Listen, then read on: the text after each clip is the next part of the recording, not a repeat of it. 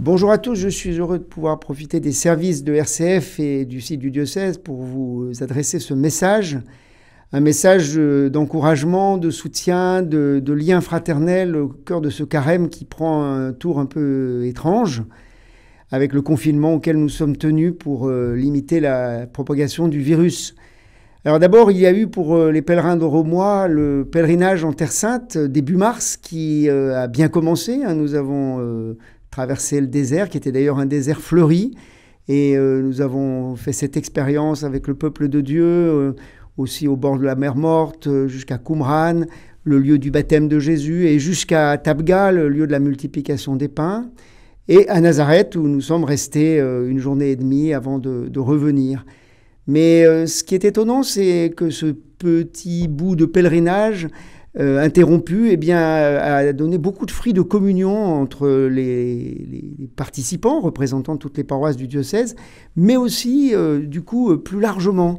On a senti qu'on vivait cela avec le diocèse qui nous a soutenus, qui était un petit peu inquiet, et puis voilà. Et puis maintenant, c'est pas simplement un pèlerinage qui s'est interrompu, mais c'est toutes nos activités qui s'interrompent, sauf ceux qui doivent évidemment continuer à nous soigner, à nous fournir ce qu'il faut pour manger, etc., et les services essentiels de la vie.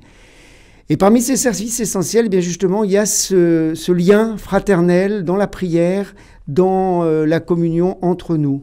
Et c'est l'objet de ce message pour vous nous inviter tous à nous relier. Alors certes, plus par des coups de téléphone, des messages, des SMS, les réseaux sociaux, mais vraiment à vivre cette communion renforcée en ce temps d'épreuve, comme un désert où nous allons vraiment suivre le Christ et porter le monde entier, parce qu'il n'y a pas beaucoup de pays qui sont épargnés par cette épreuve.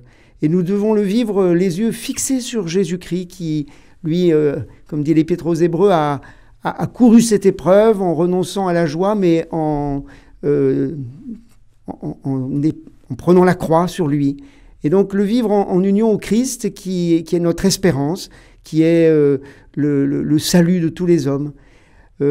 Alors pensons particulièrement à ceux qui peuvent être un peu plus seuls, chez eux ou en maison de retraite, qui n'ont plus de visite. Pensons à tous ceux qui nous soignent et soyons bien rigoureux dans notre manière d'observer cette distanciation sociale pendant quelques semaines. Et vivons cela en démarche de carême, de montée vers Pâques. Nous ne savons pas comment nous vivrons la Semaine Sainte et Pâques, mais déjà vivons chaque jour dans cette communion fraternelle. Et puis je vous donne déjà le rendez-vous du 25 mars qui a été décidé avec les évêques de France, qui est le soir à 19h30. Toutes les églises vont faire sonner les cloches en signe d'espoir, d'espérance. Et puis nous, les disciples de Jésus, nous pourrons lire l'Annonciation à la maison et mettre une bougie à nos fenêtres. C'est le signe de cette joie qui renaît dans la fête de l'Annonciation, de ce salut qui vient dans l'humanité quand la Vierge disponible accueille le Sauveur du monde pour le donner au monde.